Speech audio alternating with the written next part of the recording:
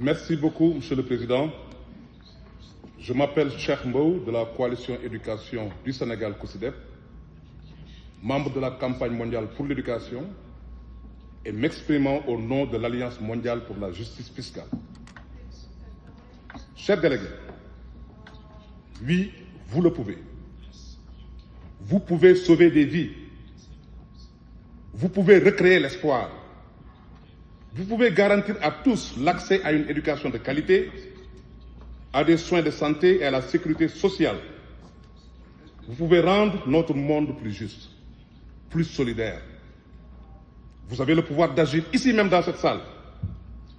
Pour ce faire, chers délégués, il vous faut augmenter l'ambition de la Convention, notamment en renforçant l'article 9, afin d'intégrer de manière équilibrée la réalisation du développement durable dans ses trois dimensions: économique, sociale et environnementale.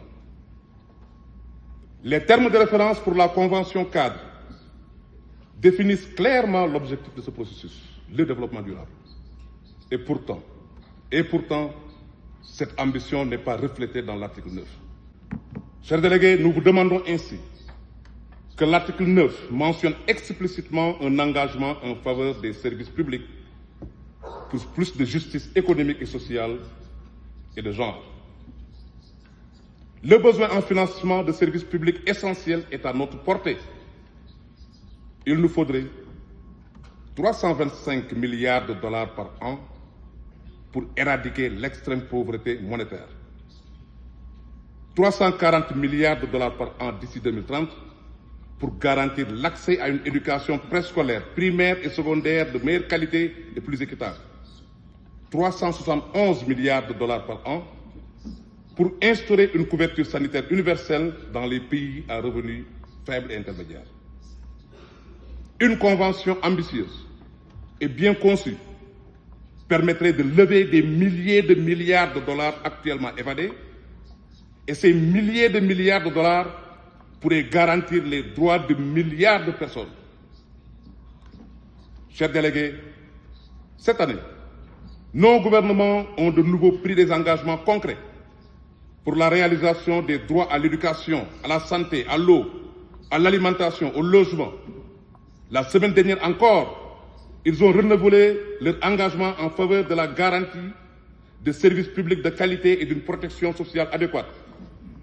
C'est votre devoir d'assurer le financement des engagements de vos gouvernements en renforçant l'article 9 par un engagement clair visant à garantir que les systèmes fiscaux soient pleinement conformes à l'obligation existante des États de réalisation des droits humains au maximum de leurs ressources disponibles, ainsi que la réduction des inégalités tant à l'intérieur des pays qu'entre eux.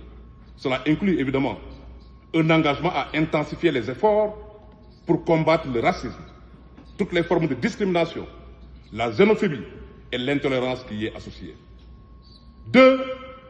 Une mention explicite de l'objectif de financement des services publics, comprenant éducation, santé et sécurité sociale. Le BIT, pour rappel, a fait une proposition dans ce sens. Nous vous invitons à la compléter en incluant l'ensemble des services publics et dépenses sociales que le système fiscal devrait servir. Et 3. Une obligation pour chaque partie de rendre compte régulièrement de ses performances par rapport aux engagements prévus par l'article 9. Transparence et reddition de comptes permettront un plus large soutien du public et des communautés. Enfin, 4. Un mandat donné à la conférence des parties pour examiner la mise en œuvre de l'article 9 en tant que point permanent à l'ordre du jour de chaque réunion. Chers délégués, vous avez l'obligation morale et juridique de garantir les droits économiques, sociaux et culturels, ainsi que le droit au développement. L'obligation de relever le défi de la réduction des inégalités. Le devoir de vous assurer d'une gouvernance fiscale démocratique et participative.